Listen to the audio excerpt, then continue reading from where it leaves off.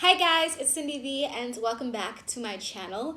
Today I want to do something a little bit different and I want to talk about, well, the biggest topic that is going on in the YouTube universe right now, and that is KARMAGEDDON. The drama that is going on between Jeffree Star, Shane Dawson, Tati Westbrook, and James Charles. I'm going to try to give a quick summary of what happened. It all started about a year ago when Tati Westbrook uploaded a video called Bye Sister and exposed James Charles of questionable activity. And there were some allegations that were kind of insinuated in that video. This then caused James Charles to lose literally millions of subscribers within the matter of a few days, whereas Tati actually gained million subscribers as well. This was kind of unprecedented. It never happened before, this sudden gaining and losing of such significant numbers. After this video, Jeffree Star and Shane Dawson were on Twitter, kind of hyping her up, saying congrats on 8 million, congrats on 9 million subscribers. And Jeffree Star also said many things, and there are tweets of him accusing Charles of predatory behavior. After this, James Charles did upload a video kind of crying and saying like, I'm sorry, Tati, and it was not taken well. Then James Charles came out with another video saying very factually, like, this is not what happened, showing receipts, showing evidence, and it was called No More Lies. Now this video then kind of flipped the script, and people then started looking at Tati and Jeffree and being like, you guys didn't have any receipts, what's going on? So Jeffree Star then said, I'm gonna go on and expose him with my proof and with my evidence. Then he uploaded a video saying that he was never gonna do this again, and then everything kind of ended.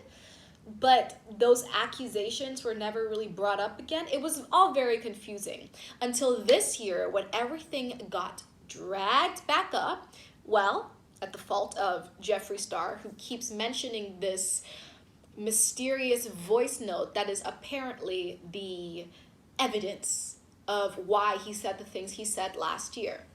Right? And that's why it's called KARMAGEDDON, because all of the mistakes that happened last year on Jeffree and Tati's side is kind of coming back to them, Now, a lot of people are actually accusing Shane Dawson of playing a part in this drama and actually pushing Tati to say what she said in her original video. Shane Dawson then came out on Twitter with an insane statement. He posted it and then he deleted it, and it was very confusing. He was accusing the beauty community, the whole beauty community, of being toxic and that he wasn't here anymore, and he was kind of out even though he was never in the community in the first place.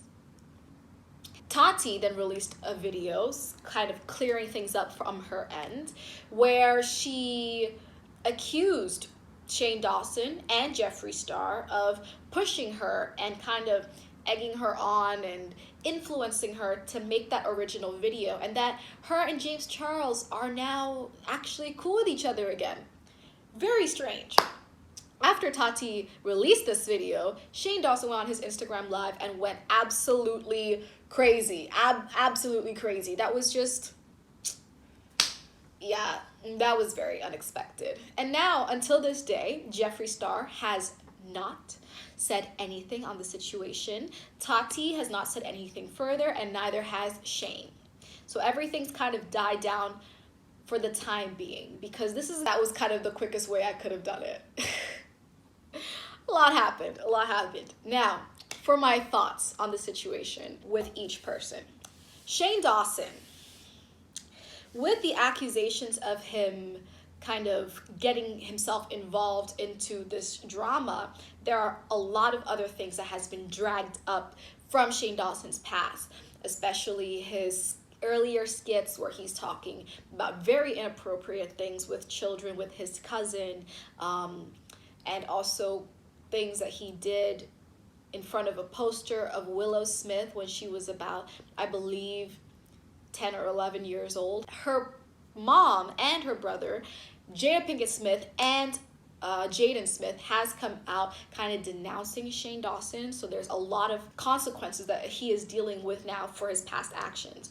Also, his skits involving blackface. After watching Shane Dawson's video, I don't believe that it was that genuine. To me, it seemed like somebody that was kind of trying to fix the situation and just kind of throw something on top of it to help the situation, you know, die down. I believe that Shane is a person that kind of does things in a very rash manner. He doesn't really think things through.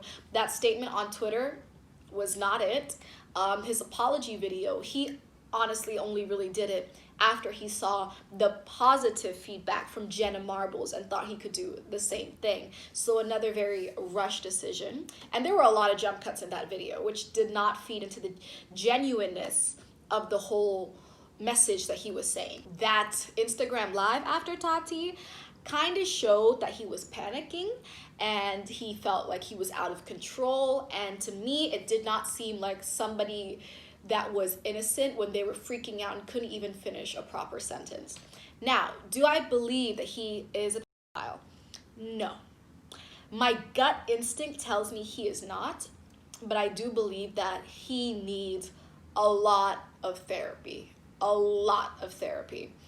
At this point, YouTube has even demonetized his entire channel, and I believe that he should take this as an opportunity to step back from YouTube for at least a year or two, maybe, do the work that he needs to do on himself, get to the root cause of those issues, and then maybe come back to YouTube and really be genuine to his audience and really take ownership of what he did all those years ago. Just because it happened 10 years ago doesn't mean that it doesn't matter today, because it is still affecting those families that are involved, like with Willow Smith or with that other girl, I forget her name, that he also made comments about as well. I believe his parents even might be taking legal action.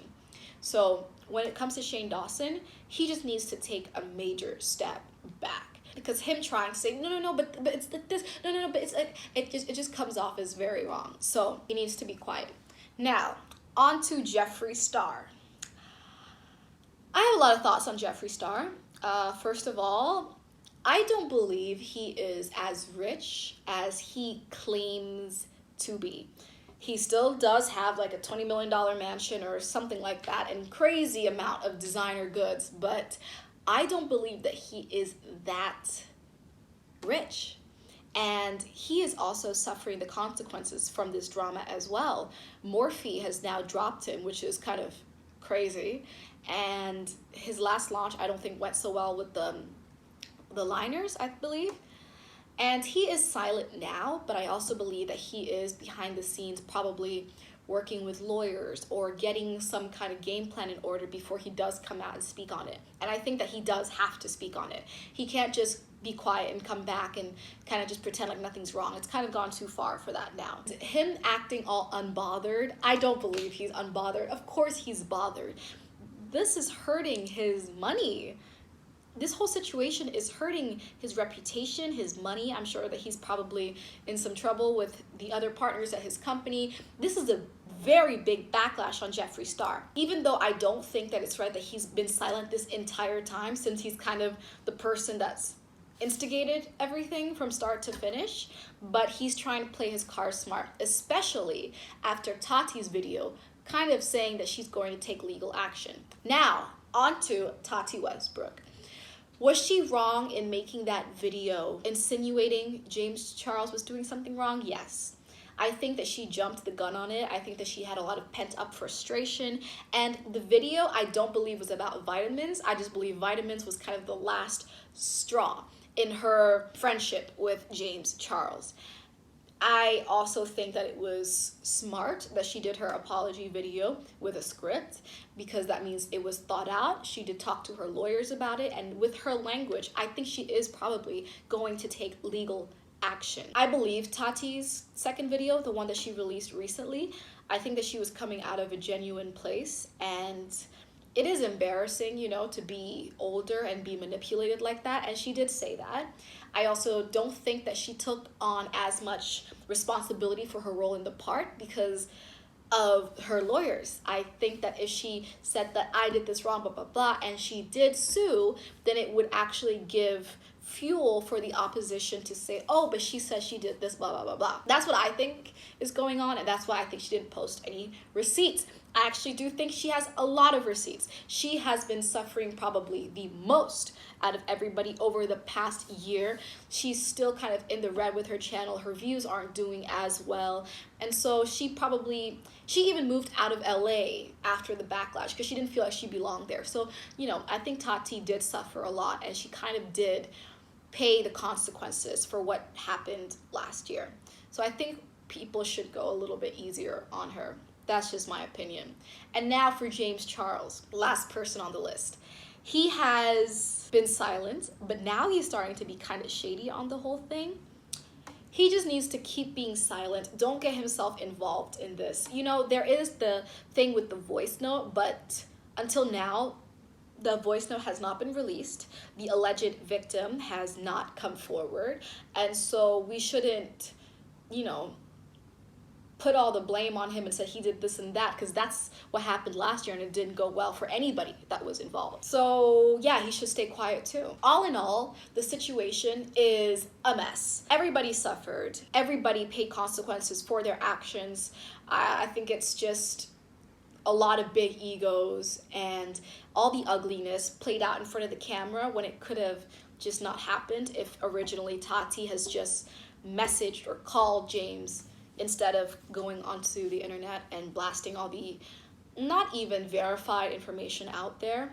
And so that's kind of my thoughts on the whole situation. I don't think that this is the end of the situation. I wanted to put my 2 cents into it because it has been such a hot topic and I've seen it covered everywhere on all the channels. And this is a very big deal for YouTube, and it is kind of putting kind of a damper on YouTube channels and YouTube creators, especially commentary and drama channels that are, you know, being called like the worst ever, when really they're just kind of covering the issues and what is going on. Because I believe that YouTube is a space where there are creators and then there are creators to check the creators. It's a self-regulating space, and that's what I kind of love about it. And I don't want that being taken away just because of drama that wasn't even the fault of the drama channels, but actually the creators involved. And if nobody's gonna call them out, then who is? You know, then it's gonna be more big egos and more craziness and all of this. And that's just not healthy for anybody. And I think that this whole situation has really opened our eyes on the topic of cancel culture, on the topic of toxicity. And I think after all of this, it's gonna be kind of a period of peace and quiet, and people will self-reflect more before they drag all their business onto social media. That's just not the best way to do things. And yeah, if you guys do want me to cover more of this topic, then, you know, comment down below, like, comment, subscribe, follow me on Instagram, and I'll see you next time. Bye guys. Mwah.